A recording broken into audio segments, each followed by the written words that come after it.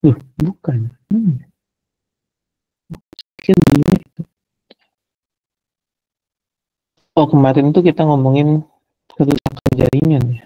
Kerusakan jaringan. Sebelumnya tuh kita ngomongin eh, bagaimana cara membuat mana sih slide-nya? Oh, parameter kultur in vitro yang kita masukin apa? Senyawa-senyawa itu. Nah, ini sekarang kita ngomongin biomaterial dan sintesis jaringan secara in vivo. Sintesis jaringan dan organ in vivo. Jadi kalau dari judulnya kan berarti harusnya kita nggak di lab gitu ya. Tapi ngomongin gimana caranya kita numbuhin jaringan dan organnya tapi di pasiennya mungkin semacam itu.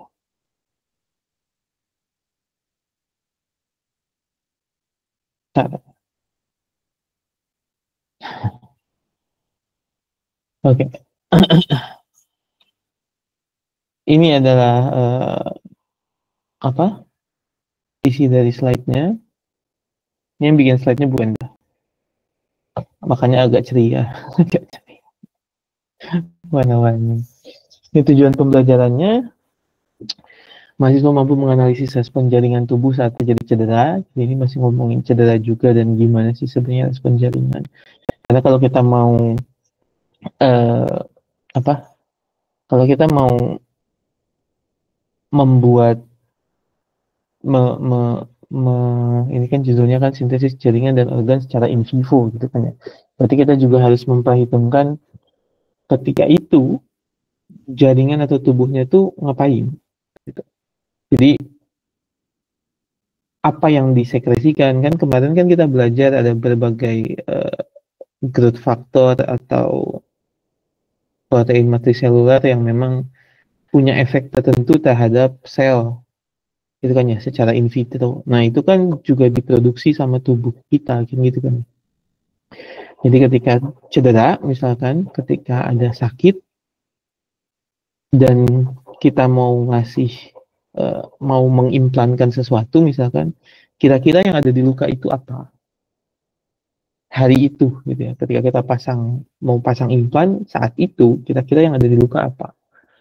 Kira-kira akan berubah atau enggak? Gitu kira-kira misalkan besok tiba-tiba muncul TGF beta gitu kan di lukanya kan gitu kan. Itu harus tahu gitu. Setidaknya kalau tahu kan kita bisa bisa merancang yang lebih baik gitu. Jadi makanya kita perlu tahu sebenarnya apa sih yang terjadi saat cedera. Yang kedua adalah mahasiswa mampu menganalisis metode yang dapat digunakan dalam terapi fungsi otot yang hilang karena memang ada beberapa metode yang bisa digunakan. Oke, emang ada pendahuluan. Oh, ada pendahuluan. Ini pendahuluannya yang pertama, walaupun dibilangnya kita ngomongin rekayasa jaringan organ, sintesis jaringan dan organ in vivo, tentu saja sebenarnya kita bikin dulu di in vitro gitu kan yang baru setelah itu kita implantasikan. Jadi tetap sebenarnya dibilang produk rekayasa jaringan in vitro pada akhirnya harus diimplankan di situs anatomis yang tepat pada ini. Jadi uh, walaupun ada aja sebenarnya yang benar-benar langsung di tidak ditumbuhkan dulu gitu di in vitro itu ada sebenarnya. Cuman kalau kita rancang pun gitu di in vitro itu pasti tetap bakalan masukin ke dalam in vivo kalau memang sudah di approve. Nah, ketika kita masukin ke inang ke in vivo itu ada dua kemungkinannya kan gitu kan ya. Kalau kita mengimplankan sesuatu ke yang tidak ada luka luarnya gitu, maka pasti kan akan menghasilkan luka. Kalau memang dia sudah terbuka gitu lukanya kayak apa? Kita mau bikin wound dressing gitu kan kulitnya udah kebuka kan gitu kan. Udah ada lukanya gitu. Jadi kita tidak menghasilkan luka itu maksudnya. Tapi pada prinsipnya hampir semuanya tuh pasti akan menghasilkan luka gitu kan. Entah kita yang bikin atau memang udah ada dan kita lagi mau men-treatment luka itu. Tapi namanya kita mau masukin sesuatu ke dalam tubuh itu kita pasti butuh uh, suatu jalan masuk kan gitu kan. Itu pasti kita akan uh, merusak jaringan tertentu gitu, membuat luka. Nah, oleh karena itu penting untuk menguasai metodologi penyembuhan luka in vivo yang berkembang. Jadi kita harus tahu, harus memperhitungkan juga di materi yang selanjutnya, yang minggu depan itu salah satu sebabnya adalah ketika kita masukin suatu implan ke dalam tubuh, gitu kan ya, karena akan melewati ini, ini gimana nandainya sih? Karena kita akan melewati ini, berarti pasti sebenarnya kena luka, kan gitu kan ya, kena darah si implannya kita. Gitu. Nah, nanti itu akan mempengaruhi juga sama si implannya. Apa uh, tahap penyembuhan luka gitu kan, kemarin kan ada apa tahap penyembuhan luka kemarin? Saya lupa. Ceritanya saya lupa. Apa tahap penyembuhan luka kemarin? Tahap ya penyembuhan luka terserah daripada tulang pada jaringan lunak. Saya sama aja sama. Ada yang ingat apa aja tahapannya?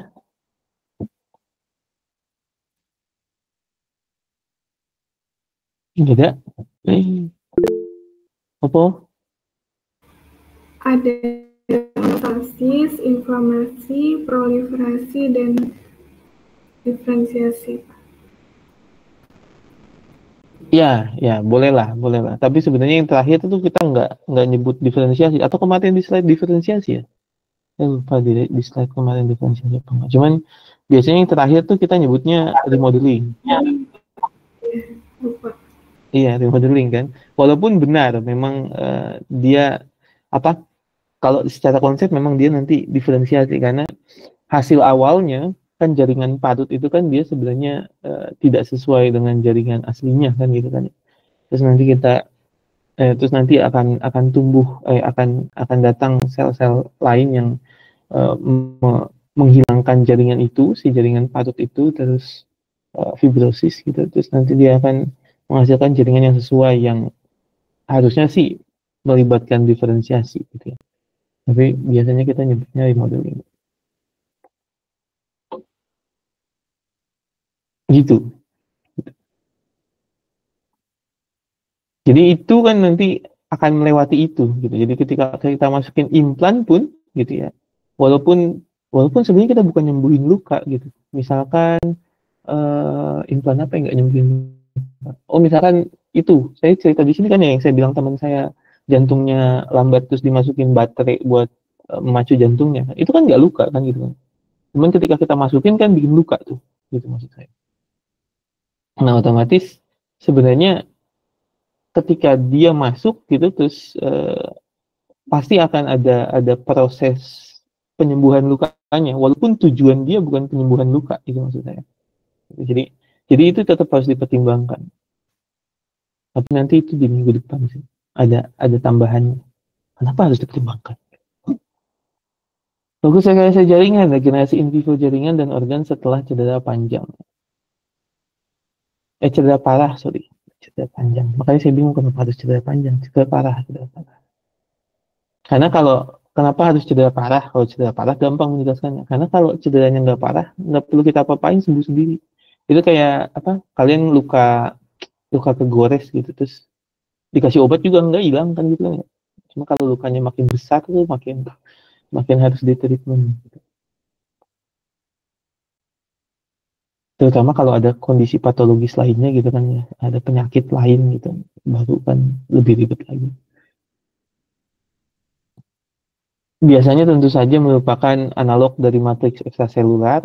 Ini juga, oh enggak ya, kemarin kita cuma nggak ngomongin matriks ekstraselnya. Jadi biasanya memang apa yang kita pakai gitu, apa yang kita implankan itu biasanya, terutama kalau kalau memang untuk menggantikan ya. Kalau tadi yang saya ngomongin baterai, maka biasanya dia tidak ingin, bukan. Tapi kalau kita mau menggantikan jaringan yang hilang gitu atau yang rusak, maka yang kita pakai itu biasanya bahannya adalah bahan yang serupa dengan jaringan yang hilang.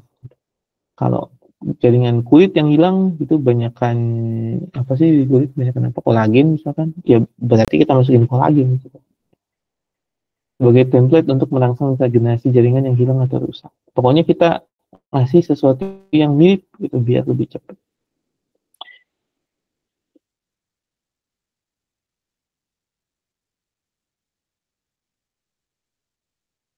Ini ada beberapa penelitian dalam melakukan regenerasi gitu. Dia dari kulit, saraf perifer, ginjal, tulang rawan, tulang, sistem saraf pusat, dura otak. Ini adalah beberapa jaringan yang sudah berhasil diregenerasi. Cuman memang kalau kalau ini kan dia kan beda jaringan ya, gitu. Ada kulit, ada jaringan saraf, ada ginjal. Maka sebenarnya kalau kita cuma ngomongin penyembuhan luka pada tangan gitu misalkan, kalau kita kalau saya cari luka ya, wound in hands, wound in hands, oh bukan,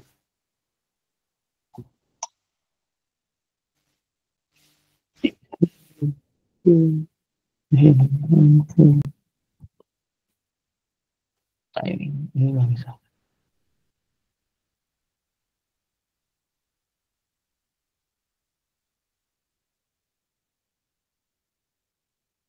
Masih salah salah salah. Sorry. Ini maksud saya. Nah ini misalkan, ini kalau kalian lihat, oh ini di YouTube tuh. Saya mau gambarnya doang sebenarnya. Ini bisa gambarnya aja nggak? Oh, bisa. Itu saya ganti lagi. Nah misalkan ini gitu kalau kalian lihat, ini kan luka gitu ya. Ini kan isinya bukan cuman kulit kan gitu kan ya. Maksudnya bukan cuman epitel gitu, bukan cuman ini epitel kan gitu kan ya. Ini kan kalau kalau mau dibilang kan ini epidermis, ini dermal gitu. Ini dermis. Nah di sini kan ada yang lain gitu, ada darah, pembuluh darah gitu maksudnya, ada sel saraf. Gitu. Nah maka nanti ketika penyembuhan luka, maka yang pertama tumbuh kan pasti yang pertama muncul gitu kan, kalau mau dibilang jaringan parut gitu, jaringan parut gitu kan. Lalu kemudian ada nanti pembuluh darahnya menyusup, lalu ada pembuluh saraf, jaringan sarafnya muncul gitu, innervation gitu muncul. Nah tapi itu semua itu tuh harus diperhitungkan juga gitu ketika kita mau mau menyembuhkan luka, karena kalau kalau misalkan ada bagian luka lalu kalian sembuh gitu, itu sembuh misalkan kalian masukin pakai implan gitu, tapi dia tidak mendorong terjadinya, tapi nanti misalkan jaringan sarafnya nggak masuk ke situ gitu misalkan, nah maka kita nggak bisa ngerasain apa-apa di situ kan gitu kan kita kan bisa merasakan sentuhan itu kan karena di situ ada saraf kan gitu, di sini gitu. Karena kalau itu nggak muncul nanti nggak, walaupun hidup gitu jaringan, cuman nanti jadinya mati rasa gitu. Gitu. Jadi itu juga termasuk ke dalam kalau mau dibilang parameter keberhasilan ya boleh lah.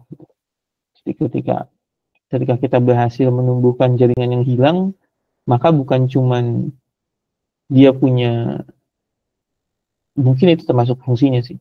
Bukan cuman estetikanya muncul, fungsinya muncul. Kulit kan fungsinya sebenarnya untuk menghalangi bakteri, misalkan itu kan fungsi pertama. Tapi fungsi kedua memang dia juga bisa untuk menerima rangsangan dari luar. Nah itu tuh termasuk sebenarnya rangsangan sentuhan kan gitu kan ya. Ketika kita megang sesuatu kan, oh ada nih udah kepegang kan gitu kan, kita tahunya kan dari saraf. Maka itu juga termasuk. Jadi nggak cuman keratinosit gitu atau uh, apa sih itu namanya, fibroblasnya udah selesai gitu di kulit, tapi pembuluh darah dan pembuluh sarafnya juga, dengan sarafnya juga harus sudah muncul. Tapi itu ya gitu. Pokoknya parameter keberhasilan ini itu macam-macam tergantung dari kita ngomongin jaringan apa.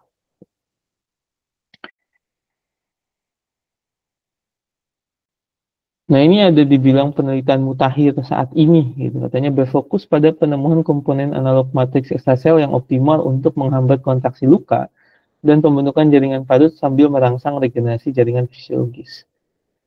Mungkin ada yang tahu maksudnya kontraksi luka nggak? Tahu nggak? Kok menghambat kontraksi luka?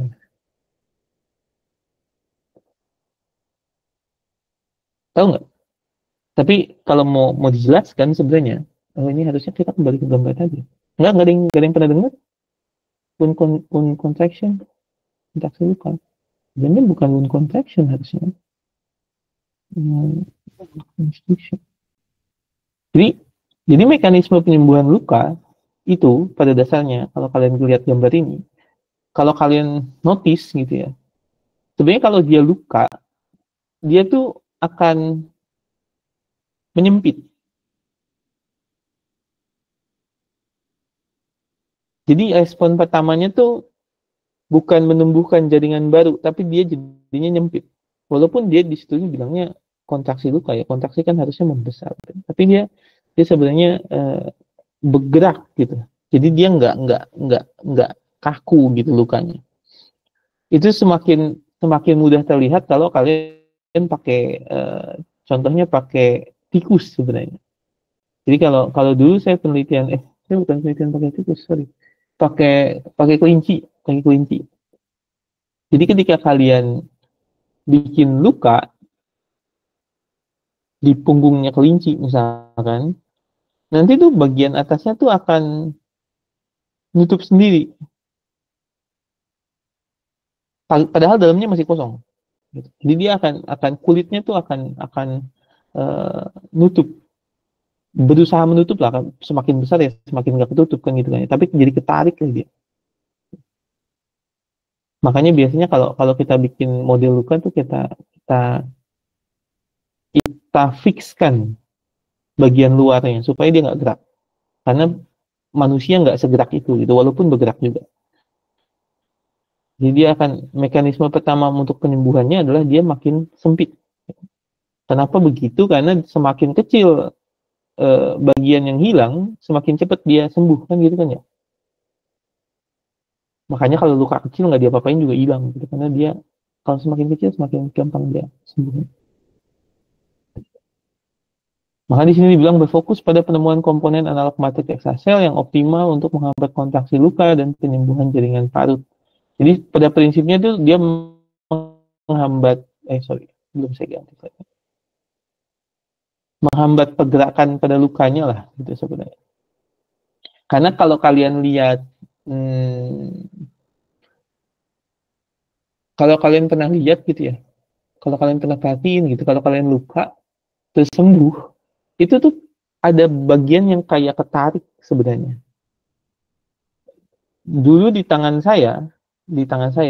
saya pernah luka gitu. Dia tuh kelihatan bahwa kayak ketarik gini gitu. Harusnya begini gitu kulitnya, tapi jadi ketarik begini. Terus sekarang lama-lama udah balik lagi. Kalau dulu tuh kelihatan ketarik banget, sekarang nggak kelihatan kalau dari kamera. Tapi gitu, coba kalian liatin aja luka kalian gitu, luka kalian itu akan gitu. Tapi ya jadinya memang mungkin jadinya remodelingnya lebih lama kali ya, mungkin ke situ arahnya. Tapi pada prinsipnya sekarang dia berusaha untuk menghambat kontraksi luka, jadi biar ya tumbuh aja gitu, dan menghambat pembentukan jaringan parut, karena ini juga lama sebenarnya. Tapi nanti gimana caranya ini, yaitu tergantung dari atau bergantung juga kepada sebenarnya apa sih yang terjadi di tubuh sehingga memicu itu gitu. Misalkan sehingga memicu terjadinya jaringan parut berlebih gitu kan ya. Kalau kalian pernah luka juga yang besar kan suka ada apa istilahnya jaringan parut, cuman apa namanya ya? Jaringan parut.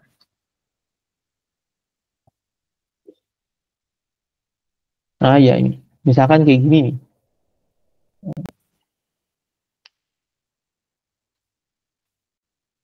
Contohnya gini gitu kan ya. Ini kan bekas gitu ya. Bekas jaringan, bekas luka gitu. Ada yang gede banget, udah yang gede banget. Inilah ini kan kelihatan tuh. Ini kan kayak ketarik sebenarnya kan. Oh ini mah bekas jahitan, ini bekas jahitan itu bukan kelihatan ketarik. Ini mungkin kelihatan ketarik.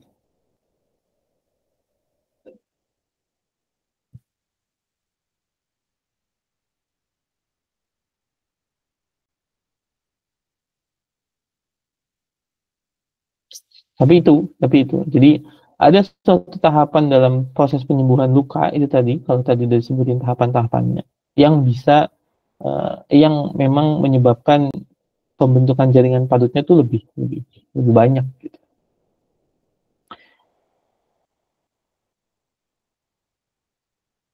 Eh,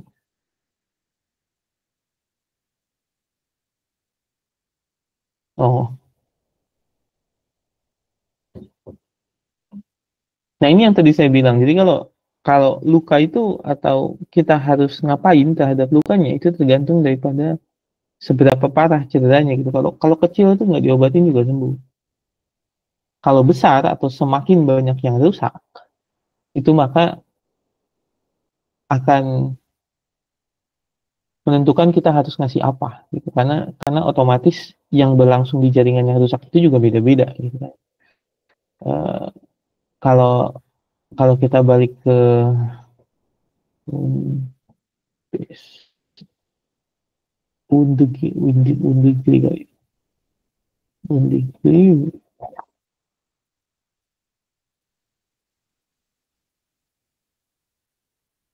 based on damage. Um, this.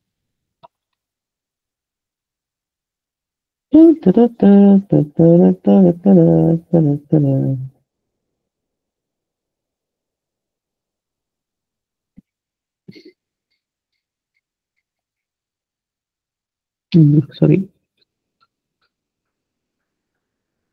Contohnya kayak gini.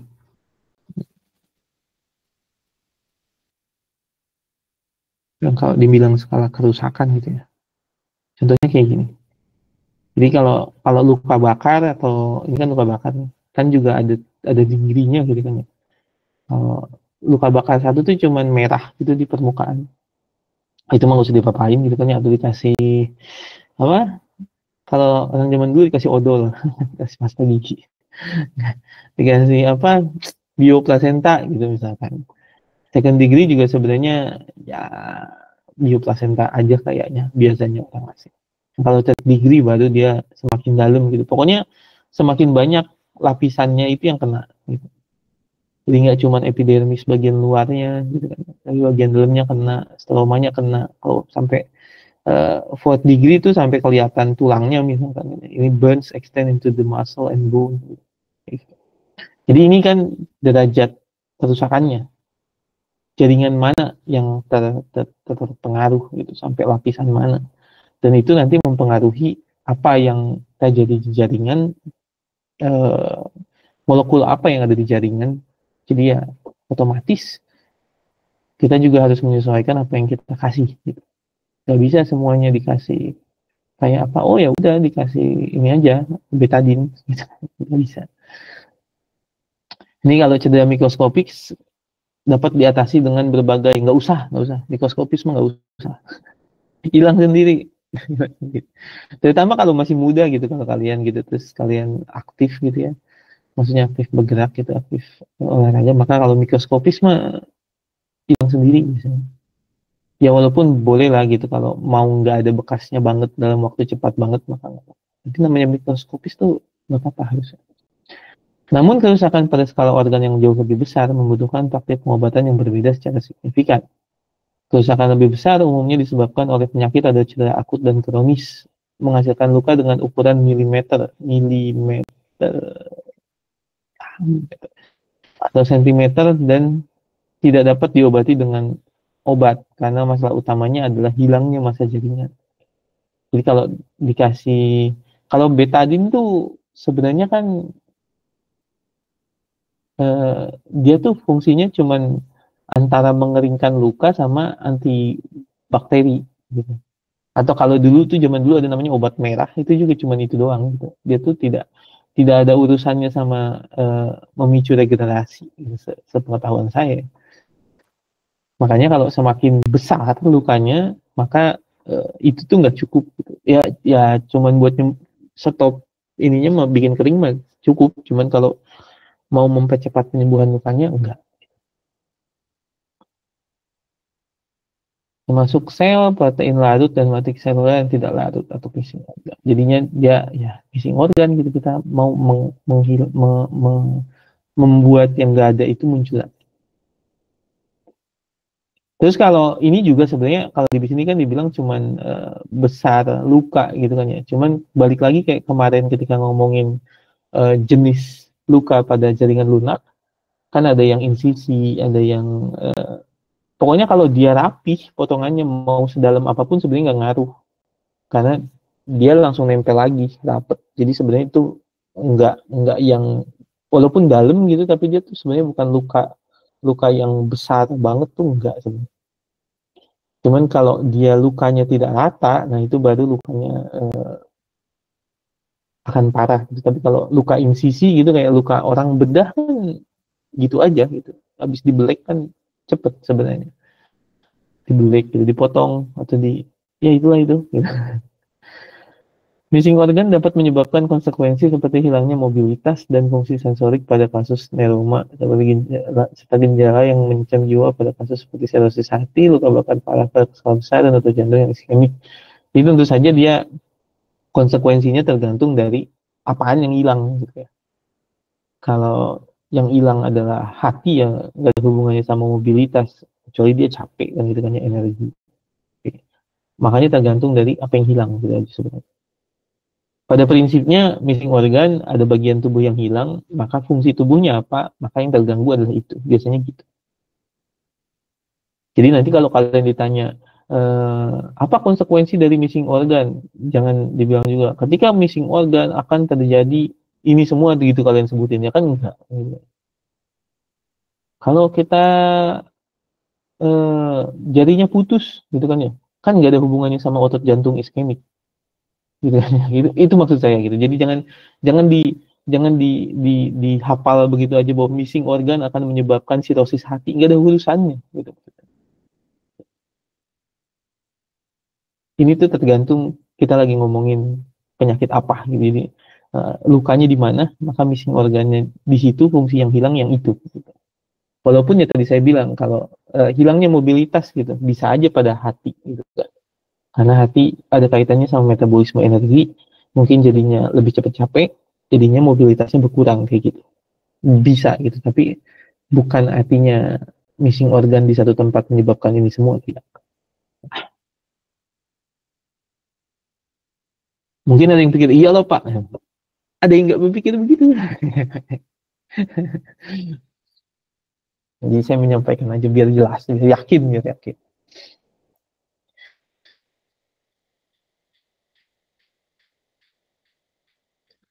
Nah ini ada regenerasi versus HPA. Jadi apa sih bedanya gitu kan? Tapi ya beda lah gitu kalau mau dibilang. Di sini bilang beberapa organisme memiliki kemampuan untuk meregenerasi sebagian besar jaringannya yang tubuh sebagai besar jaringan yang rusak. Jadi organisme itu nggak sama semua. Kalau kalian di sini dibilang contohnya adalah salamander newt yang dapat meregenerasi anggota tubuh fungsional setelah amputasi. Cuman mungkin kalian nggak familiar sama salamander kan gitu kan ya. Mungkin kalian familiar sama sama cicak, cicak-cicak di dinding. Kan ekornya kalau diputusin kan tumbuh ya. Dan ya, walaupun lama gitu. Tapi dia bisa tumbuh lagi. Gitu. Itu contohnya. Atau kalau kalian karena kemarin saya habis sempet sempat pameran sama anak-anak kecil gitu kan. Terus kita kasih lihat planaria. Tahu ya planaria ya? Planaria SP. Ini juga salah satu model hewan model yang digunakan untuk mempelajari proses penyembuhan luka. Kenapa? Karena planaria ini mirip mirip bintang bintang bintang laut, Patrick. Jadi kalau si planaria ini kalau kita potong gitu ya, kalau kita potong nanti dia tumbuh lagi. Jadi kalau kita misalkan yang ini nih, yang ini, inilah ya, ini nggak kelihatan kepalanya tapi,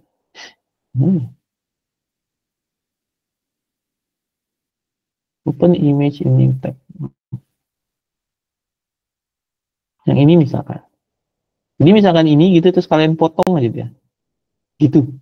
Nanti dia jadi dua, gitu. Atau kita potong begini, nanti dia jadi dua. Canggih kan? Canggih. Makanya nanti dia dipakai untuk mempelajari mekanisme penyembuhan luka. Jadi, apa sih yang terjadi sampai bisa membangun itu semua? Dan kalau kita kan nggak bisa, jadinya putus ya udah, gitu. Terima nasib, nggak bisa tumbuh lagi dia, jadi doang gitu. Kalau ini kepalanya hilang, tumbuh semua, jadi sebadan badannya tumbuh, kepalanya tumbuh gitu. Tapi gitu. Jadi memang beda-beda organisme itu tergantung beda-beda. Kalau cicak cuma numbuhin ekor gitu kan, kalau kepalanya hilang ya mati gitu kan. Uh, tapi kalau organisme lain ada yang bisa tumbuh semuanya itu bisa. Jadi beda-beda. Jadi tentu saja kita nggak bisa mempelajari, wah saya mau ini Pak, mau nyobain implan buat manusia tapi di cicak Pak, yang nggak bisa gitu. Cara cara penyembuhan lukanya beda mereka.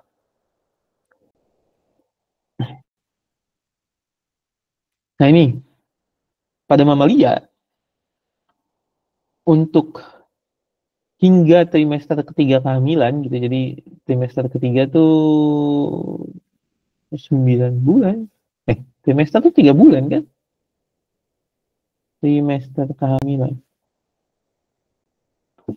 Trimester kehamilan berapa minggu? Gimana sih? Lah kocak. 27 sampai 40. Iya kan sampai mau melahirkan kan? Nah, itu di sini dibilang bahwa masih ada kemampuan regenerasi orang atau organ dan jaringan yang rusak secara spontan. Jadi kayak apa? Tapi gimana ngeceknya ya kan nggak boleh. Maksudnya tidak boleh kan penelitian gitu kayak tangannya dihilangin gitu jadinya apa masih tumbuh lagi gitu kan gitu. Tapi sebenarnya itu maksudnya itu regenerasi dan regenerasi organ dan jaringan yang rusak secara spontan. Pada prinsipnya uh, semakin semakin muda gitu ya kalau untuk manusia misalkan itu respon regenerasinya tuh masih lebih bagus dibanding ketika orang semakin tua. Nah, ini mamalia dewasa dibilang respon mamalia dewasa terhadap cedera parah adalah penutupan luka melalui kontraksi yang tadi saya bilang. Jadi dia merapat dan pembentukan jaringan parut. Ada ini, ada channel YouTube mau join. Miyuki channel. Biarin aja. uh, Respon mamalia dewasa terhadap cedera parah adalah penutupan luka melalui kontraksi dan pembentukan jaringan parut yang disebut proses repair. Jadi dia bukan regenerasi gitu kan ya. Sebutannya, tapi repair. Jadi karena dia tidak menumbuhkan jaringan yang baru, tapi kan dia berusaha menutup luka dengan kontraksi, jadi nggak ada yang baru tuh di situ tuh. Nah, sama menutupnya dengan pembentukan jaringan parut. Sebenarnya jaringan parut kan bukan jaringan aslinya, makanya itu disebut dengan proses repair. Sedangkan regenerasi ditandai dengan pembentukan jaringan pengganti fungsional yang serupa dengan jaringan asli di lokasi luka. Jadi itu bedanya repair dan regeneration. Kalau repair tuh cuman ketutup aja. Jadi secara uh, ya kelihatannya udah ketutup gitu. Dan kalau regenerasi itu kaitannya sama fungsional. Ini ada slide ininya nggak ya? Oh nggak ada, sayang sekali. Bentar. Karena sepengetahuan saya punya slide untuk itu.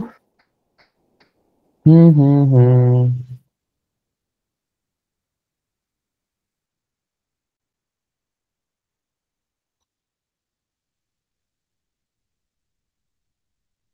Bukan ya? Nah, ini dia. Saya kasih lihat ini dulu aja.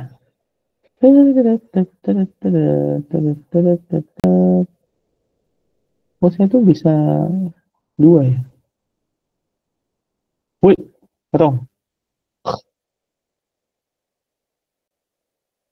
Ini maksud saya. Nah ini. Nah ini kalau mau dibandingkan gitu ya, repair dan regeneration. Jadi ini slide tahun lalu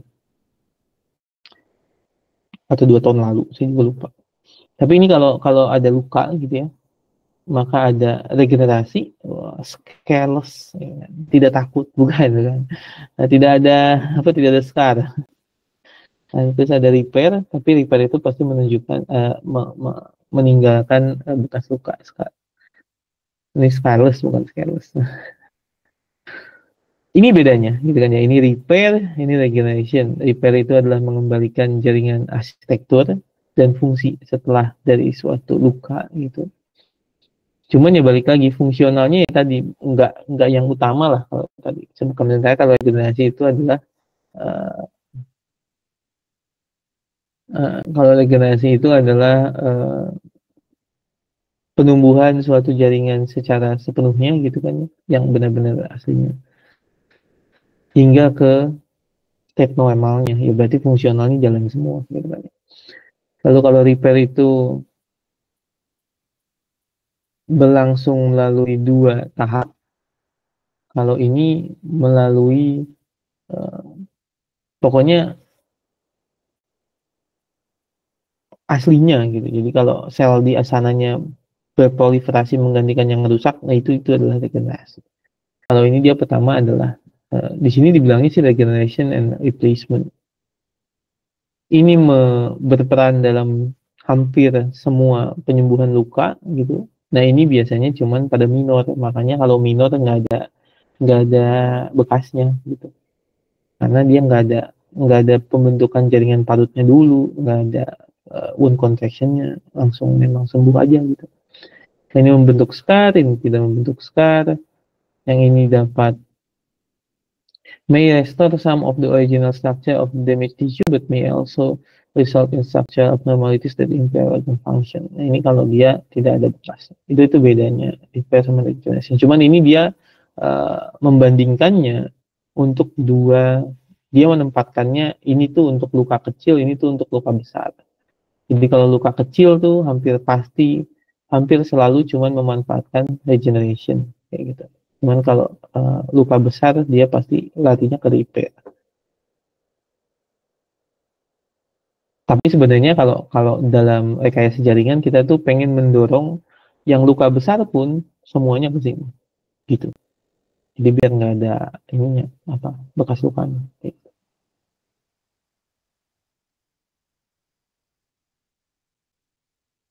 Kita pindah lagi slide-nya. Mana slide tadi? Oh, slide-nya hilang. Tidak. Oh, masih ada. Oh, nggak bisa dipilih. Oh, ini dia. Selalu kepencet yang aneh-aneh.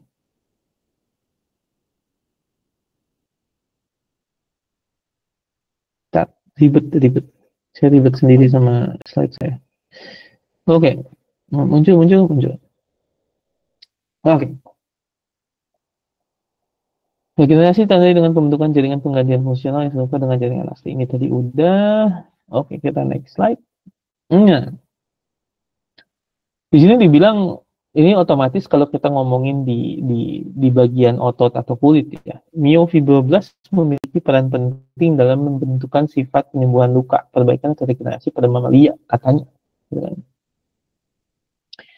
TGF-beta diketahui berperan dalam peralihan antara respon regenerasi janin dan dewasa. TGFB1, TGFB2 diketahui mendorong pembentukan jaringan parut, sementara TGFB3 mungkin mengurangi pembentukan jaringan parut. Tingkat TGFB1, 2 yang rendah serta 3 yang tinggi ditemukan pada penyembuhan janin awal dibandingkan dengan penyembuhan dewasa. Jadi misalkan ini adalah salah. Kalau ini adalah hanya ini faktornya, misalkan, gitu ya. Kalau hanya ini faktornya, maka yang bisa dilakukan adalah ya mendorong ini secara artifisial, secara sintetis. Jadi ketika kita mau mentreatment luka, gimana caranya kita bikin TGFB1 dan 2 itu rendah dan 3-nya tinggi. Gitu kan. Karena kan di sini dibilang ditemukan pada penyembuhan janin awal dan tidak dengan penyembuhan dewasa. Gitu. Berarti kan di kita sebenarnya ini tidak terjadi. Atau di sini masih ada yang janin. Tapi gitu. Jadi kalau itu tidak terjadi maka kita dorong itu. Cuman balik lagi, kalau secara pathway siklus alaminya udah nggak ada gitu, jalur alaminya sudah tidak berlangsung gitu, misalkan kayak pokoknya kan ada memang suatu protein yang tidak diproduksi lagi gitu di saat kita bertumbuh jadi dewasa. Nah, kalau memang itu terjadi, maka ya yang kita bisa lakukan adalah dengan ya kita supply aja gitu. Kita supply aja. Mungkin ini tinggi sih. Kalau ini tinggi gitu, berarti kita tekan kan ekspresi. Terus kalau ininya memang nggak bisa naik gitu, nggak bisa kita induksi, ya kita tambahin aja, kita supply dari luar. Kita injeksikan dengan TGFB3 misalnya. Temuan ini menunjukkan eksperimen masa depan yang melibatkan TGFB bersama dengan scaffold bioaktif misalnya untuk mempengaruhi myofibroblast berpotensi mendorong regenerasi jaringan. Misalkan kalau kalian bikin scaffold gitu, terus masukin aja TGFB3 misalnya. Ini dienkapsulasi atau apalah. Terus nanti kalian masukin juga suatu senyawa atau senyawa-senyawa yang bisa menekan TGFB1-2-nya kayak gitu. Tapi balik lagi, sebenarnya ini adalah kalau ini di myofibroblast gitu kan ya. Jadi jangan juga kalian bilang, oh berarti kalau kita mau mendorong penyembuhan luka pada hati misalnya, kita kasih ini juga dong Pak, yang enggak. Gitu. Beda gitu. Di hati kan tidak ini ya. Gitu. Jadi beda. Jadi ya ini salah satu konsepnya. Gitu. Tapi tergantung jaringannya ngomongin apa.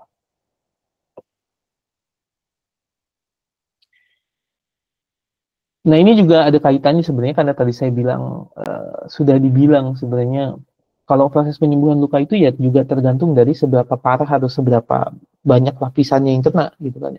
Di sini dibilangnya pada tisu triad. Tisu triad itu kalau ada lapisan, sayangnya tidak ada gambarnya.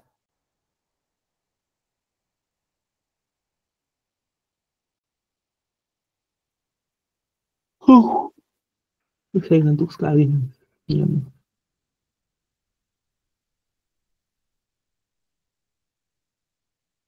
Loh, kok jadi ini sih?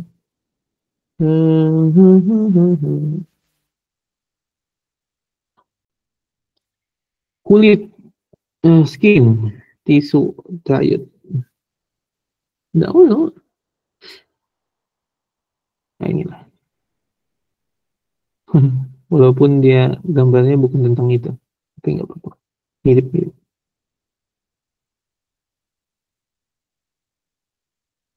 Turut. Misalkan ini. Ini kan ada lapisannya gitu kan ya. Ini maksudnya. Jadi apakah cuman kena ke stratum corneumnya, apakah sampai ke stratum spinosum, apakah sampai basal layer. Karena kalau cuman sampai sini misalkan, sampai kalau kalian lihat ini gitu.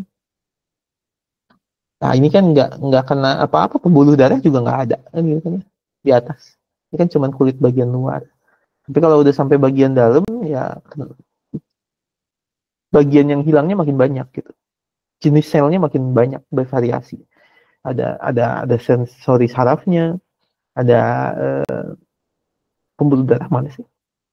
Pembuluh darah di bawahnya ternyata. Tapi gitu. Tapi di sini udah mulai kan ada saraf, ada sesuatu tipe sel yang lain. Kayak gitu. Jadi jaringan tuh atau organ tuh punya lapisan. Nah, ini maksudnya tisu triad. Ada lapisan epitel, membran dasar, atau kadang disebutnya basal lamina gitu. Sama ada bagian stroma. Itu tingkatan. Lapisan epitel dan membran dasar dapat beregenerasi secara spontan jika stroma tetap utuh. Karena biasanya fibroblastnya di situ. atau stem cell-nya juga ada di situ. Sebaliknya, stroma yang rusak akan sembuh melalui mekanisme kontraksi dan pembentukan jaringan parut.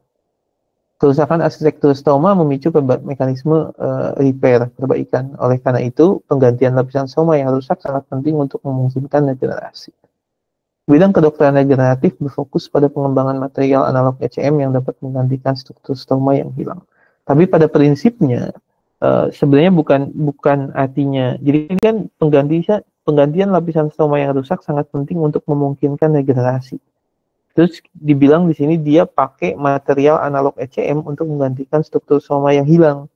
Tapi bukan berarti sebenarnya, karena balik lagi sama yang saya bilang, kalau dia stromanya nggak rusak, maka sel punca dan kawan-kawannya itu nggak apa-apa, gitu, karena dia ada di situ. Jadi ketika jaringan atasnya rusak, maka sel puncanya bisa langsung menuju jaringan yang rusak terus membentuk sel yang baru kan gitu kan. Tapi ketika stromanya yang rusak, maka dia harus bagusin stromanya dulu. Kalau kita cuma kasih ECM-nya, itu bukan tidak juga akan mengembalikan ini, karena kan kita tetap butuh selnya gitu kan ya. Kalau kita cuma ngasih ECM kan nggak ada selnya. Maka yang pertama terjadi itu si ECM-nya itu akan memudahkan sel-sel yang diperlukan untuk migrasi ke ECM gitu. Karena kalau kita gambarkan gitu ya. Ini sebenarnya ada di materi minggu depan. Agak-agak tumpang tindih.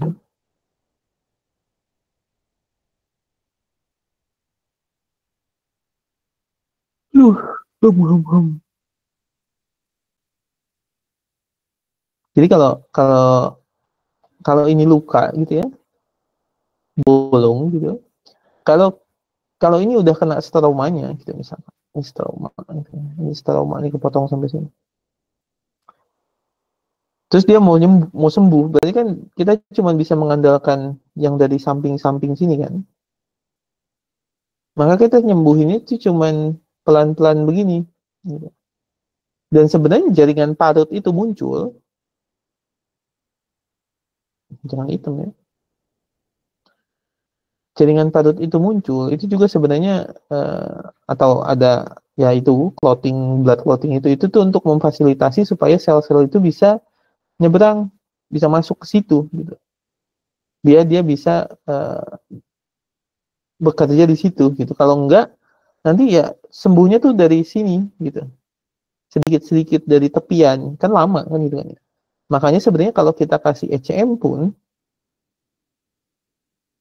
tujuannya itu sebenarnya biar selnya tuh bisa migrasi dulu langsung ke tengah. Jadi tidak perlu membentuk jaringan parut untuk memfasilitasi migrasi.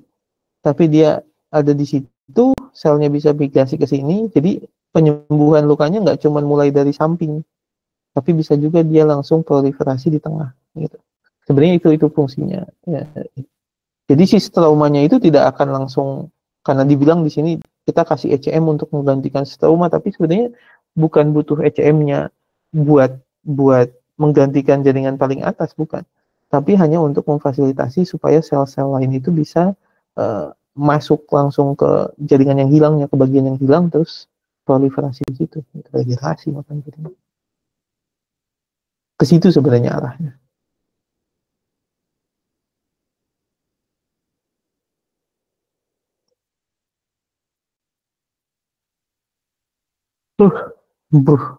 Untuk saya udah. Wah, itu ternyata gambarnya. Lihat jaringan pada kulit dan saraf perifer membahan dasar merupakan lapisan ECM tipis tidak memiliki pembuluh darah seperti epidermis dan subunguelin, dan stroma yang memiliki pembuluh darah seperti dermis dan endoneurium. Distribusi jaringan epitel membahan dasar dan stroma pada sistem malaria. Stroma mencakup jaringan seperti tulang rawan, sel, terkait serta proses elastin dan protein elastin dan kolagen. Jaringan epitel meliputi jaringan yang menutupi saluran genitourinari, pernapasan dan pencernaan, serta permukaan sel mesotel di rongga tubuh, bla bla bla. Jadi hampir semuanya itu kalau kalian lihat ya, karena kan kalian udah belajar anatomi ya. Kalau kalian lihat semua jaringan yang kalian pelajari gitu, mau usus, mau paru-paru, mau apa, itu pasti ada epitelnya, ada bagian dalamnya, basa laminanya, baru nanti masuk pembuluh darah. Gitu. kalau nggak percaya cek lagi aja gitu nanti di slide anatominya. Semuanya tuh dia biasanya kebagi 3 gitu. Nanti terus kalian bilang, Pak hati enggak? Ada sebenarnya. Cuman dia kan bagian tengahnya sama semua jadi. Bagian luarnya beda. Karena kita tergantung dari kita lihatnya dari mana gitu maksudnya. Ini kan kayak gini nih. Ini apa sih? Berapa sih? Ini skinnya. Ini epitelnya. Epidermisnya gitu kalau mau dibilang dermis. Dermis kan kulit kan. Ini epitelnya. Dan nanti masuk ke bagian dalam supporting tissue atau stroma. Kadang basa lamina tuh cuman kayak satu lapisan begitu. Kadang dia tebel. Ini kan ada basement membrane. Tapi itu terlihat jaringan. Nah, ini adalah beberapa metode yang umum dilakukan atau di bentar.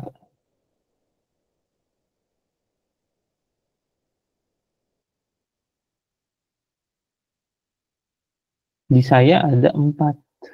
Di sini ada berapa? 1, 2, 3. Oh, sama.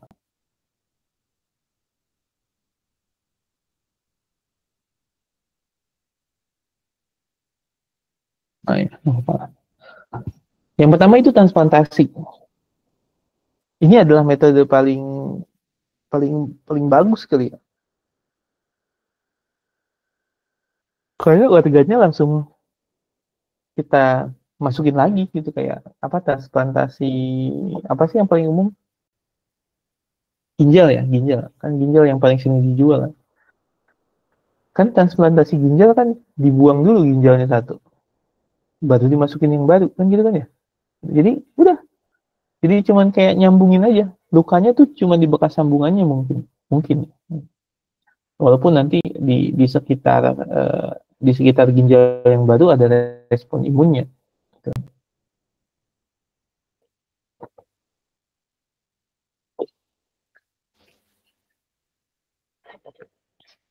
Tapi kalau mau dibilang yang paling bagus apa ya transplantasi kalau menurut saya. Cuman masalahnya banyak. Nggak banyak sih. 1. Cuman ribet. Transplantasi sering digunakan untuk menggantikan jaringan dan organ yang kompleks. Namun terbatas oleh 2 kendala utama. Oh, dibilang 2. Yang pertama itu adalah hambatan imunologis. Jadi respon imun kayaknya. Mayoritas transplantasi menghadapi risiko penolakan karena sistem imun penerima menyerang organ donor.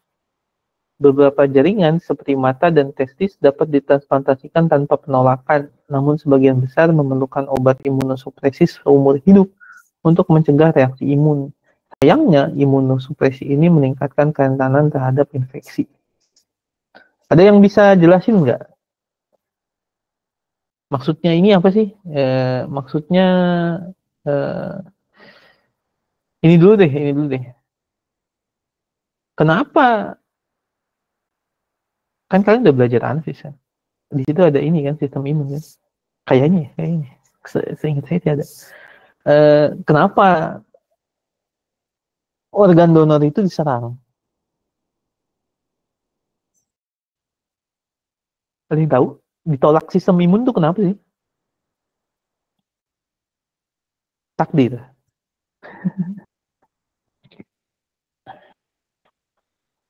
Ada yang punya ide? Ada yang punya pendapat? Kenapa organ donor itu ditolak? Kan maksudnya baik. Gak ada hubungannya. Karena beda antigen, Pak. Karena beda apa? Sorry? Karena ada perbedaan antigen. Karena ada perbedaan antigen. Jadi sistem imun itu ngeidentifikasi organ donor itu kayak benda asing, Pak. Jadi respon imun nyerang dia gitu. Oke. Betul, gitu ya. Jadi contoh paling sederhananya kan donor darah ya. Itu kan ada ABO gitu kan ya. Itu tuh sebenarnya ABO tuh kaitannya sama antigen gitu. Jadi kalau ada antigen dan ada antibodinya, bukan antibodi sih kita nyebutnya.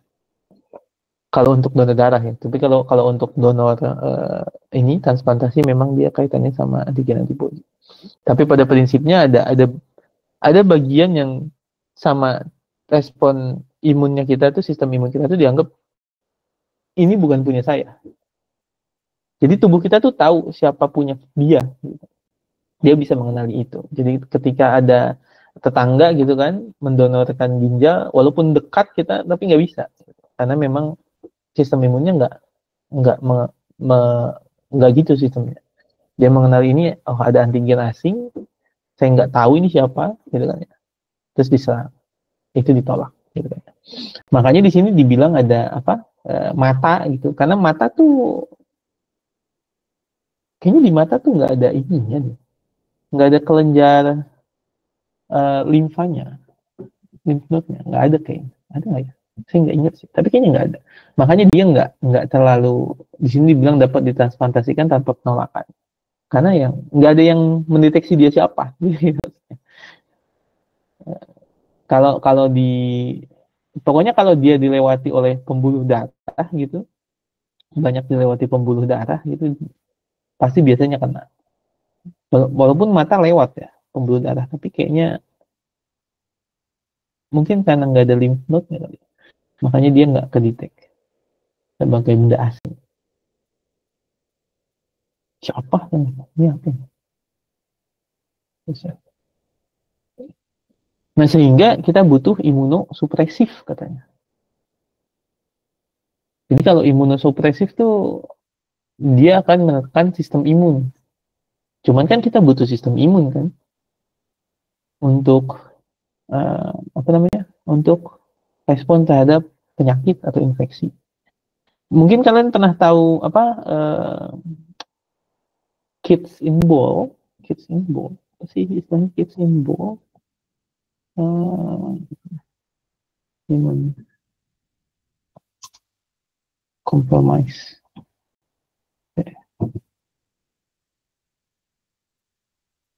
Oh, saya lupa istilahnya, jadi saya nggak ketemu gambarnya.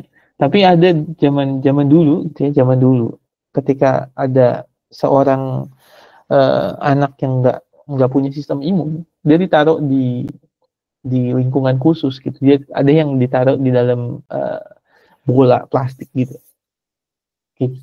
Karena memang dia nggak punya sistem imun, jadi cuman demam biasa atau flu biasa tuh dia bisa meninggal gitu, karena memang nggak punya sistem imun gitu. Cuma bakteri yang sama kita tuh nggak ngaruh gitu, sama dia berbahaya sekali gitu. Jadi memang sistem ini. Jadi itu salah satu negatifnya kalau kita pakai imunosupresif, karena jadinya sistem imun kita juga jadinya bagus.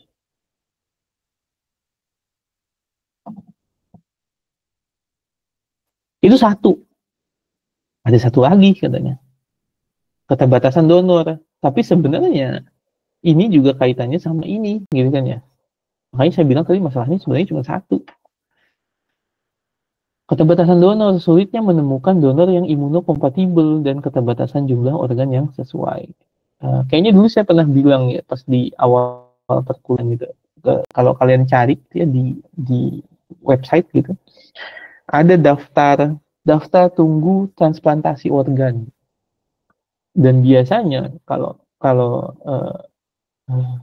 orang nunggu transplantasi, jadi sebenarnya kalau orang itu organnya rusak misalkan, terus dia nunggu transplantasi organ, dia sebenarnya meninggalnya bukan karena rejeksi, bukan, tapi karena nunggu. Jadi saking lamanya nunggunya, belum kerejeksi organnya, belum ditransplantasi organnya, udah meninggal pasien. Jadi memang ada organ shortage di situ. Jadi ada kurang gitu, keterbatasan jumlah organ yang bisa diterima sama pasien. Jadi antriannya panjang. Makanya sebenarnya ya mengarahnya kepada ya kita bikin gitu, nggak mengandalkan donor organ karena ya terbatas. Makanya laku di pasar gelap banyak. Kayaknya tahun lalu ya sempat ada heboh di Bekasi ya. ada ini apa, sindikat internasional penjualan organ ilegal. Iya nggak sih, tahun lalu nggak sih, apa awal tahun ini ya, saya lupa. Apa tahun lalu ya? Ya tahun lalu ya. Jadi dia ke luar negeri dulu buat di operasi, diambil. Gitu. Tapi itu masih mending gitu, maksudnya masih mending tuh orangnya yang direkrut tuh tahu lah, diiming-imingi uang lah.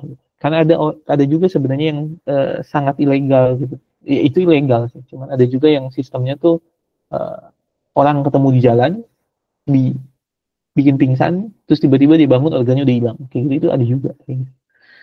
Itu kan lebih mengerikan.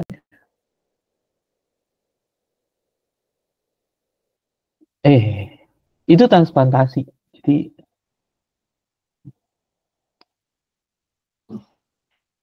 ada lagi metode penggantian jaringan atau organ yang hilang itu namanya autografting. Cuman tentu saja ini terbatas gitu kan. Kalau kita udah pakai istilah auto, berarti sebenarnya dari diri sendiri. Nah, istilah bilang autografting melibatkan penggunaan jaringan dari individu yang sama sebagai donor dan penerima. Jadi dari saya untuk saya oleh saya. Enggak, olehnya bukan, olehnya oleh dokter. Gimana saya mindahin sendiri?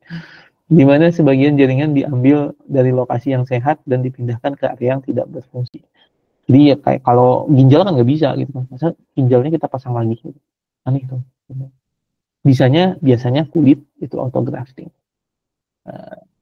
Teknik ini menghindari masalah respon imun tetapi memerlukan penciptaan luka tambahan pada lokasi donor yang dapat menyebabkan trauma tambahan dan hilangnya fungsi. Oleh karena itu, autografting hanya digunakan jika jaringannya tuh cukup tersedia dan resiko kehilangannya itu lebih minim gitu. Jadi di lokasi utamanya, kalau lokasi yang mau kita graftingnya itu lebih penting dibanding lokasi donor, maka itu oke. Gitu. Tapi jangan juga lokasi donornya tuh yang penting gitu, jadinya aneh.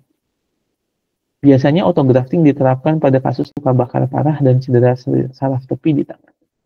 Biasanya diambil dari ini kalau saya nggak salah gitu ya, ini bagian belakang dari kulit, entah paha, entah betis lah ini harusnya. Karena itu biasanya umum. Atau dari bokong.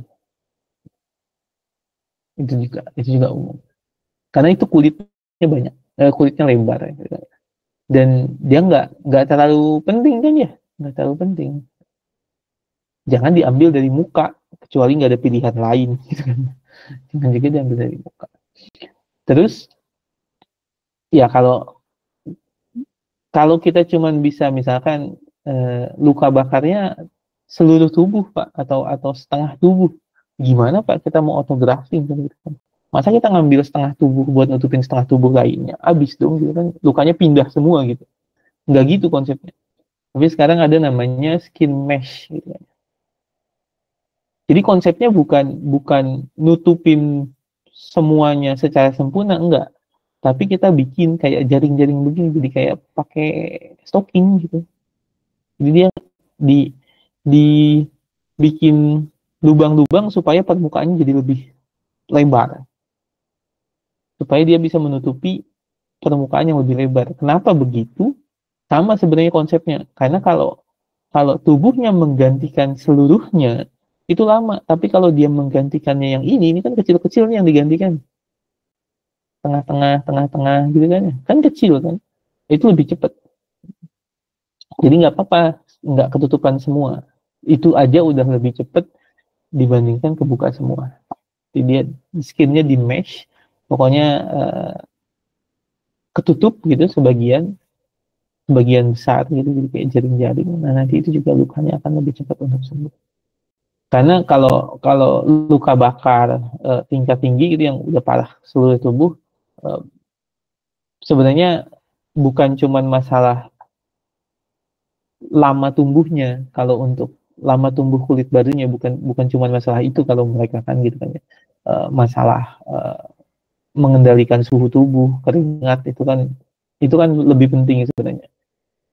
Jadi lebih ke situ sebenarnya. Semakin cepat kita mendorong kulitnya sembuh, maka sebenarnya masalah yang lainnya itu semakin cepat hilang.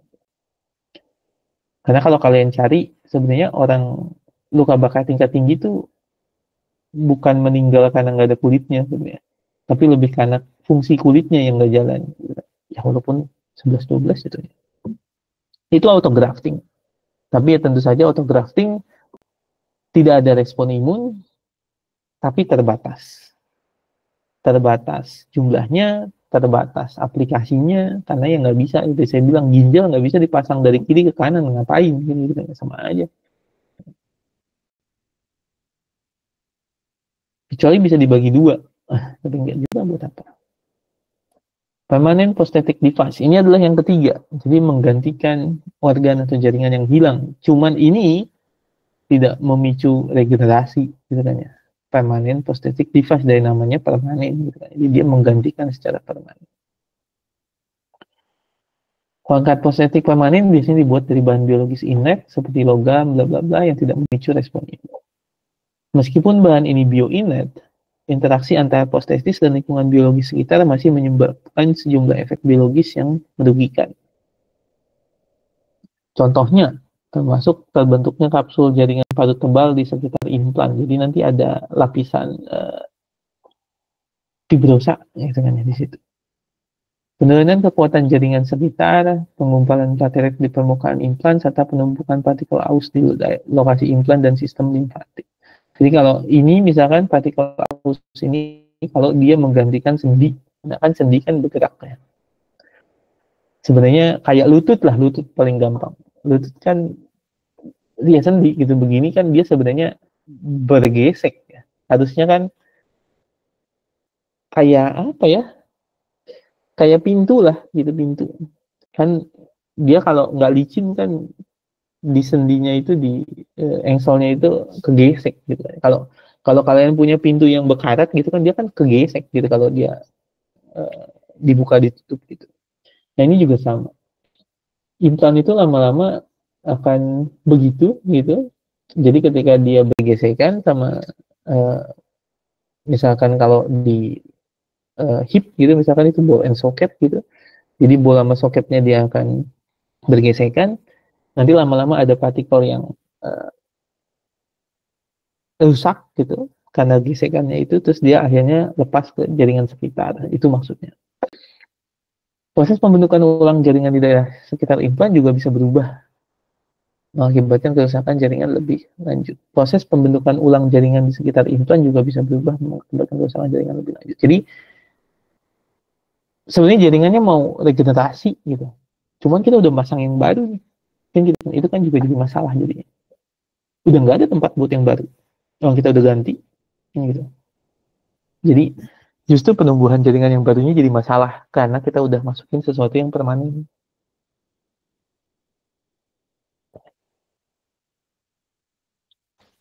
Tapi tentu saja positifnya dia cepet kan gitu ya.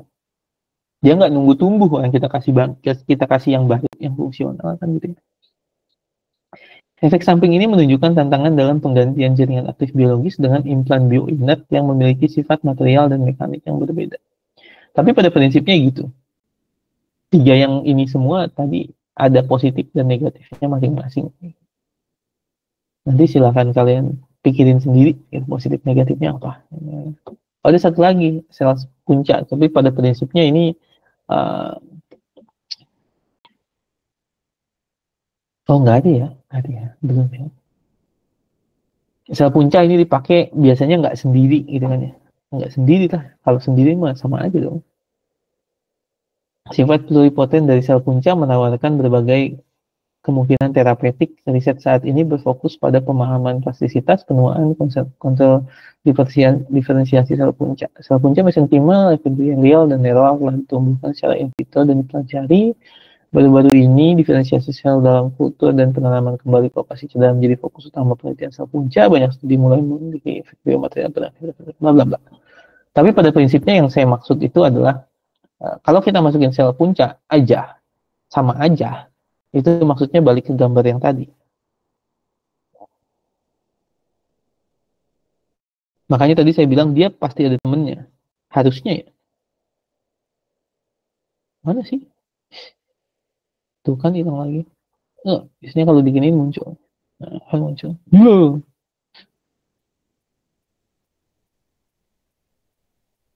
Nah ini dia. Balik lagi ke sini. Misalkan, ini gambar tadi kan. Kalau kita back, maksud saya sama aja tuh, kalau kita hilangkan ini, terus dibilang, kita pakai sel punca pak, ini luka gitu kan ya. Berarti kan kita masukin sel puncanya di sini ya. Atau di mana lah gitu kan, terserah. Kita suntikin gitu kan, sini gitu. Tapi kan tetap regenerasinya datangnya dari samping. Lebih cepat mungkin, cuman tetap aja tumbuhnya gitu. Sama kayak regenerasi biasa gitu kan ya. Otomatis ya kemungkinan besar ya ada jaringan padatnya tapi sedikit gitu kan. Karena dia cuma bisa mulai dari samping. Kecuali kalau kita pakai scaffold menggantikan jaringan padat gitu kan. Maka bisa nanti sel puncanya udah mulai dari sini juga. Makanya sebenarnya kalau hanya sel puncanya aja, kalau menurut saya jadinya sama aja. Kan regenerasi tubuh kita kan juga sebenarnya mengandalkan sel punca, cuman sel punca yang ada di situ gitu kan ya. Sel punca aslinya gitu. Kalau kita tambahin sel punca ya tambah cepet gitu aja sebenarnya.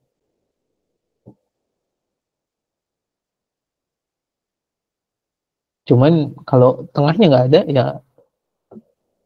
cuma jadi lebih cepat itu aja. Lalu ada sintesis in vitro, tapi bagusnya memang positifnya adalah ya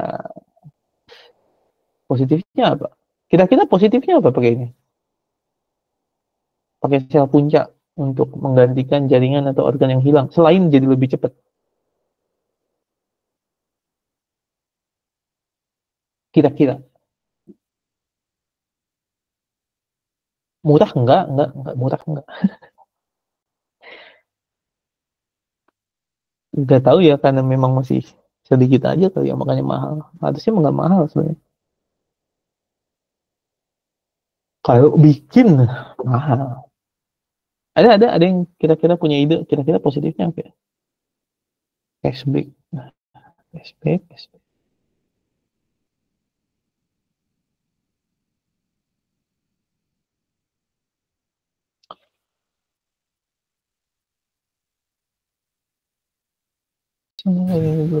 Dari segi karakteristiknya bisa nggak Pak?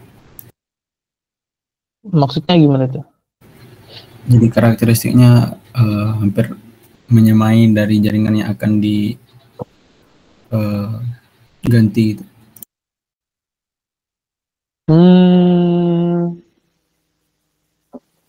Kurang. Karena yang kalau menyamai karakteristik yang sebelah juga sama gitu. Kalau kita pakai transplantasi kan juga sama karakteristiknya. Yang kira-kira positifnya sel punca gitu dibanding yang lain.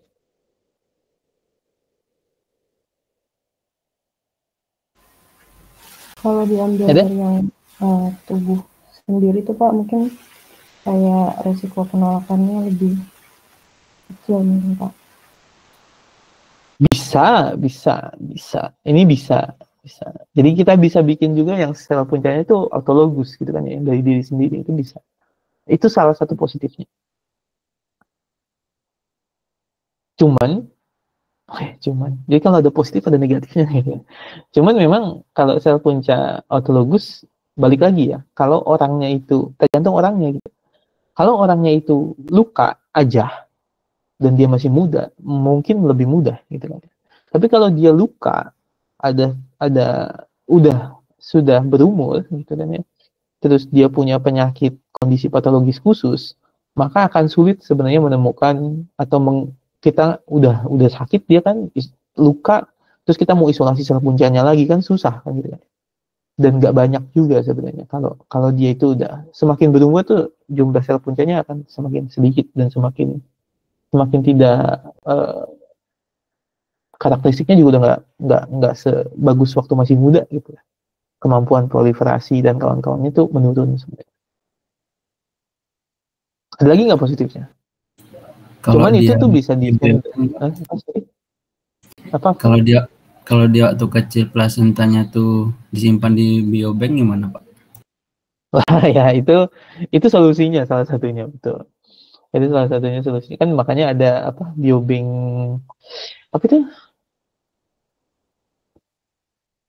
tali pusat itu umbilical cord. Jadi kalau orang orang zaman dulu kan ada yang dikubur gitu kan ya, sekarang dimasukin biobank. Nanti kalau sakit bisa ngambil sel punca dari si tali pusatnya itu yang disimpan di situ di biobank. Itu bisa jadi salah satu solusi. Cuma saya nggak tahu berapa harganya buat nyimpen di biobank. Bisa nyimpen sendiri nggak, Pak? Secara teori bisa sih. Asal kalian punya liquid nitrogen, terus cara tahu tahu cara masukin dia ke liquid nitrogennya, maka jawabannya bisa. Tapi ada lagi sekarang, kalau itu kan sel punca benerannya gitu kan. Kalau sekarang ada yang namanya bukan sekarang sih udah lama sih, indus pluripotent itu iPSC, indus pluripotent stem cell. Jadi dia itu dari kan udah ya harusnya di sebelum UTS ya. Jadi dia ambil aja jaringan apa aja gitu, darahkah apakah gitu dari si pasiennya. Terus nanti itu diprogram reprogramming jadi sel punca. Baru itu dimasukin lagi. Jadi tetap autologous. Tapi salah satu positif lainnya dari stem cell ini adalah dia bisa buat jaringan mana aja gitu. Kalau tadi kan kita bilang transplantasi ya ginjal untuk ginjal gitu kan ya. Kalau yang auto grafting tadi terbatas kulit dan cuma buat kulit gitu kan ya. Kalau ini sel punca mau kemana aja nggak apa-apa gitu maksudnya. Apalagi kalau tadi yang di biobank kan itu kan sel puncanya embrionik gitu atau masih pluripotent sekali gitu. Maka mau kemana aja bisa gitu. Mau kita kasih ke hati bisa, mau kita kasih ke jantung bisa, kulit bisa, yang ini bisa jadi apa aja. Jadi dia bisa untuk mau masukin ke jaringan mana aja. Kita nggak terlalu mesti mikirin, wah ini jaringannya dari mana. Lalu strategi yang terakhir kayaknya, oh enggak, kok ada namanya strategi sintesis in vitro. Tapi ini prinsipnya mirip-mirip lah gitu. Karena di sini dia bikin scaffold, terus kita masukin sel biasanya. Sintesis in vitro memerlukan pertumbuhan jaringan fungsional dalam lingkungan yang dikontrol penuh, bla bla bla. Untuk membangun scaffold bioaktif berukuran besar, diperlukan dukungan metabolik bagi sel-sel yang dalam konstruksi. Jadi dia memang dimasukin sel. Cuman, terserah mau masukin sel punca atau mau masukin sel yang spesifik gitu. Yang misalkan kalau mau gantikan kulit udah masukin epitel kulit gitu bisa terserah. Cuman memang ada negatifnya lagi gitu. Kalau kita bikinnya in vitro, kita nggak bisa bikin yang terlalu besar karena difusinya terbatas. Jadi kalau ini kalau kaitannya sama organoid gitu ya atau organ, itu bikin organ, orang tuh nggak bisa bikin yang gede karena yang tengahnya mati. Karena difusi oksigen, kalau kalian tahu gitu ya, difusi oksigen tuh sebenarnya nggak tinggi. Dia cuma bisa nembus beberapa lapisan sel gitu. Udah. Yang tengah jadinya supply-nya nggak dapet. Makanya butuh pembuluh darah gitu kan ya. Tapi kalau di in vitro kan nggak ada pembuluh darah. Kecuali dia dibikin pembuluh darah. Nah ketika diimplankan juga sama. Jadi setelah dibikin di in vitro mau dimasukin ya nggak ada. Kalau angiogenesisnya masih lama ya tengahnya mati juga gitu. Jadi itu sebenarnya sekarang limitasinya. Peningkatan asupan metabolit sangat penting untuk scaffold yang lebih besar dan kompleks. Wah kalau gitu Pak dibikin aja jalur buat masuknya. Tetap susah gitu. Maksudnya dibikin pori gitu, dibikin bolong gitu gini dia. Biar ada jalur bisa lewatnya. Tetap aja susah. Printing. Itu in vitro. Nah, ini sintesis organ in vivo. Memanfaatkan proses regenerasi di area luka untuk regenerasi. Tapi pada prinsipnya sama aja sebenarnya. Ini dan ini tuh 11-12 lah. Scaffold, saya udah ganti slide-nya kan? Oh benar. Saya kira masih di pen. Sintesis organ in vivo yang terinduksi memanfaatkan proses regenerasi di area luka untuk meregenerasi jaringan yang rusak atau hilang. Scaffold yang sangat berpori menyerupai ECM digunakan untuk mendorong regenerasi di lokasi luka, di mana biasanya tubuh hanya merespon melalui proses perbaikan. Kemajuan dalam teknik pembuatan scaffold yang menyerupai ECM dengan struktur pori yang terdefinisi, luas permukaan tertentu, komposisi kimia, dan laju degradasi menunjukkan perkembangan protein. Maka sebenarnya kan ini kan dibikin dulu kan gitu kan. Ini dibikin dulu in vitro, baru dimasukin. Cuman ya nggak cuman sih, tapi sama aja gitu. Nanti kan yang in vitro juga mendorong regenerasi in vivo sebenarnya. Maka sebenarnya ini makanya saya bilang in vivo in vitro ini sebenarnya mirip-mirip. Yang in vitro nanti pasti dimasukin, yang in vivo dibikinnya in vitro.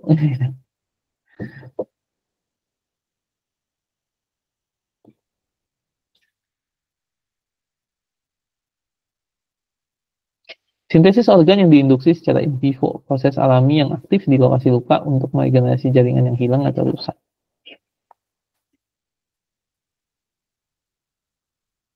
Jadi bedanya ini dengan ini adalah kalau ini kita tuh masukin sesuatu yang nanti akan merangsang atau menginduksi sel-sel atau bagian di jaringan yang rusak itu untuk semakin cepat beregenerasi, meningkatkan pembelahan selnya kah, meningkatkan apalagi ya, kemampuan jaringannya untuk mensekresikan growth factor kah, atau kemokin kah untuk memanggil sel-sel lain gitu, kayak gitu-gitu kaitannya. Pokoknya dia mendorong proses alami penyembuhan lukanya itu. Penggunaan analog ECM berpori berfungsi untuk merangsang regenerasi lokasi luka. Tapi pada prinsipnya mirip-mirip aja gitu. Karena ini pun sebenarnya nggak mungkin hanya mengandalkan sel yang kita masukin di scaffold gitu. Nggak ada konsepnya kayak gitu. Dan itu biasanya mereka kalau sekarang ya pendekatannya udah barengan gitu. Udah pasti. Kalau kita masukin sel punca pun gitu ke dalam scaffold, itu tuh pasti nanti kaitannya si sel punca itu akan mensekresikan suatu senyawa yang kemudian akan mempengaruhi jaringan yang rusak juga, meningkatkan regenerasinya dia juga. Jadi nggak cuma mengandalkan yang kita masukin, tapi juga jaringan yang rusaknya. Analog ECM dengan mikrostruktur pori yang terdefinisi dengan baik, luas permukaan spesifik, komposisi kimia, dan laju degradasi yang sesuai memungkinkan untuk sintesis organ in vivo yang diinduksi. Scaffold bla bla bla merangsang regenerasi kulit setelah cedera parah, mampu menginduksi regenerasi lapisan dermis kulit setelah lapisan epidermis dan membran dasar. Decellularized matrix telah membuka peluang baru dalam pengembangan platform material untuk regenerasi jaringan, seperti di area perbaikan genital dan usus.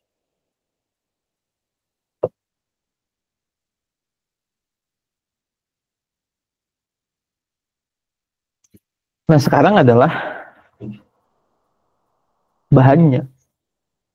Jadi kalau kita ngomongin sintesis jaringan in vivo, tapi dibikin dulu di in vitro, pasti melibatkan ya entah bikin scaffold, dikasih sel, kan gitu kan ya. Nah, ini adalah scaffold.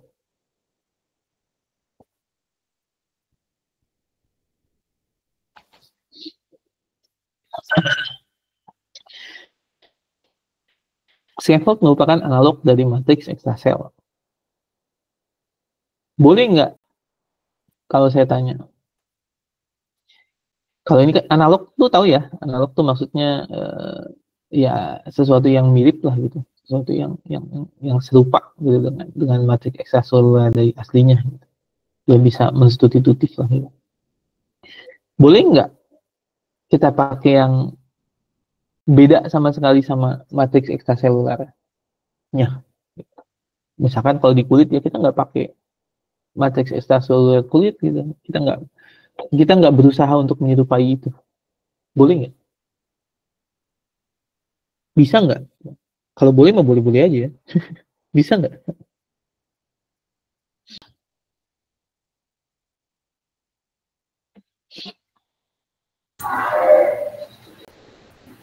Izin menjawab, Pak. Iya. Oh, setahu saya mungkin nanti kalau kita pakai matriks Alzheimer yang beda dengan sel jaringan yang aslinya, itu nanti hasilnya itu berbeda nggak sih, Pak? Soalnya dia mengikuti pertumbuhan dari ECM-nya itu bentuk.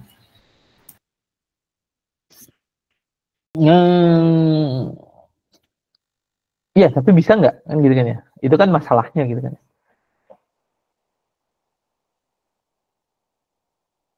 Jadi kalau ditanya bisa apa enggak tuh cuman masalah nanti sembuh nggak gitu.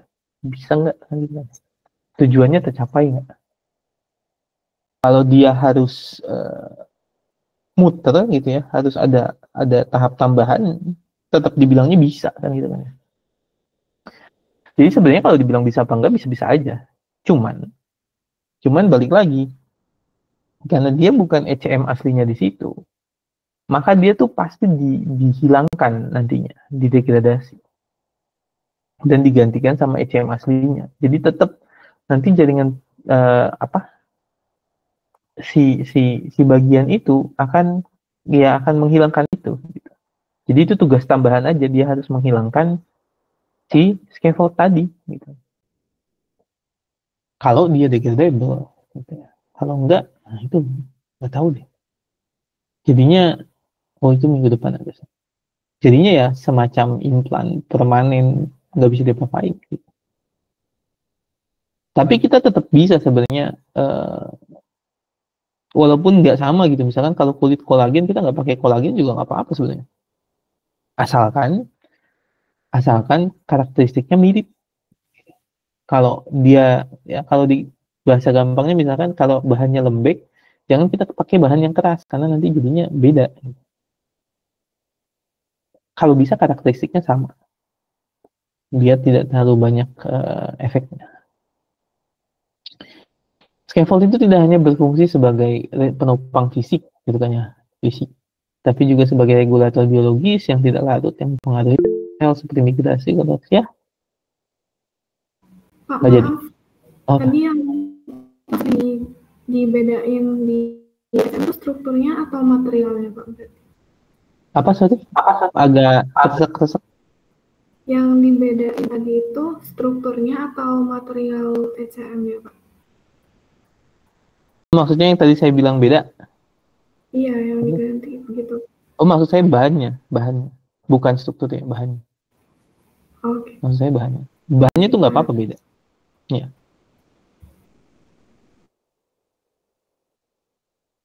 Bahan tuh nggak mesti sama nggak apa-apa. Cuman, pasti ada cumannya. Gitu. Tentu saja yang paling bagus yang sama, gitu kan ya. Makanya dibilangnya di sini analog, gitu kan ya, bukan sama. Jadi bisa. Kalau struktur sih,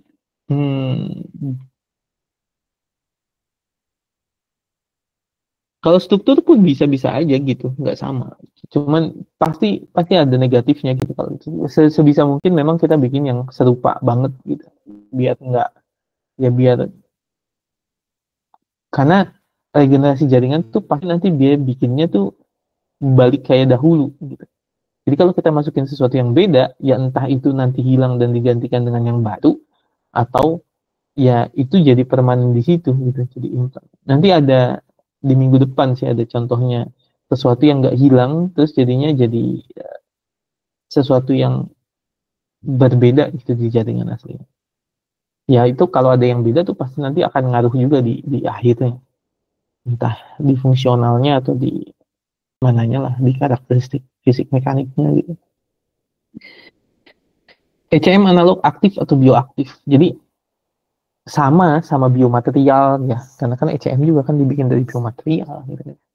Biomaterial itu kan kalau kalian ingat kan dibagi jadi bisa berdasarkan sifatnya ya, ada 3 gitu kan. Ada yang inert gitu kan ya. Ada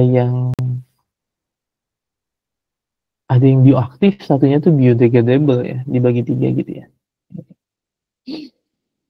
Jadi di sini dibilang aktif atau bioaktif itu maksudnya adalah sama biomaterial. Dia bisa memicu respon positif dari jaringannya. Kalau kita ngomongin regenerasi jaringan, ya berarti menginduksi proses regenerasi jaringannya. Kan gitu. Scaffold yang mampu menginduksi regenerasi jaringan yang biasanya tidak dapat beregenerasi setelah cedera parah, atau ya mempercepat aja udah sebenarnya udah dianggap bioaktif. Kalau dari sudah tidak ada jadi ada tuh sangat sulit gitu kan ya. Tapi dari ada tapi dikit jadi banyak, nah itu lebih mudah. Jadi bisa kalau meningkatkan pun sebenarnya udah dianggap bioaktif sebenarnya.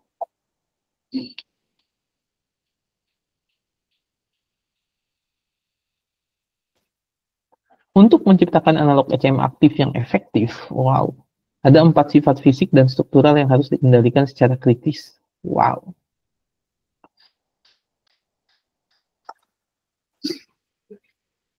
Tapi balik lagi ya. Kita kalau saya tuh kalau kan ini kan konteksnya jadi kayak ngapalin ya. Tapi balik lagi. Kalau kalian mau gampang pahamnya atau mengingat itu, maka kalian harus tahu kenapa pakai ECM bioaktif. Kenapa pakai ECM aktif gitu atau bioaktif? Balik lagi tujuannya untuk menginduksi regenerasi jaringan. Jadi meningkatkan atau ya memunculkan kembali regenerasi jaringan yang rusak tadi kan. Dari nggak ada jadi ada, atau dari sedikit jadi banyak gitu. Jadi lebih cepat lah gitu. Maka kalau ada dibilang ada 4 sifat fisik dan struktural yang harus dikendalikan secara kritis, ini semua nih adalah yang mempengaruhi induksi regenerasi jaringannya. Gitu. Jadi biar ingatnya gampang, jangan kalau dihafalin begitu aja tanpa dikaitkan ke sana jadi bingung. Yang pertama adalah laju degradasi. Kenapa laju degradasi ya?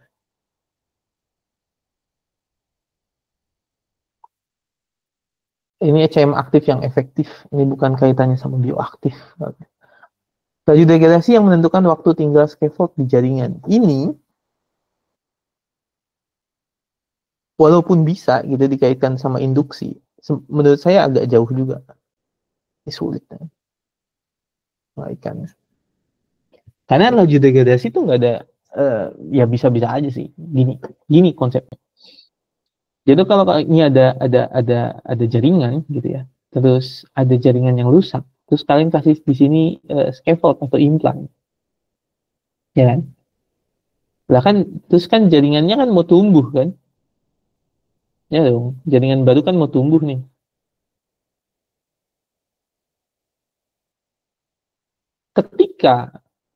Ketika implannya ini nggak hilang, si pertumbuhannya ini, si regenerasinya ini akan terhambat juga sebenarnya. Makanya ini harus dikendalikan. Cuman maksud saya ini tuh tidak bioaktif adalah ini tuh tidak lebih kepada tidak menahan, bukan menginduksi jatuhnya. Kalau buat saya ya. Tapi ya gitulah gitu. Karena kalau dia tidak terdegradasi, maka regenerasinya akan terhambat karena nggak ada tempat buat sel yang baru tumbuh kan, udah nggak muat, udah penuh, gitu kan ya. Tapi kalau dia laju degradasinya sesuai dengan laju pertumbuhannya, maka pertumbuhannya akan tidak terhambat, gitu. Dan ini akan lebih baik dan akan memicu regenerasi bukan repair.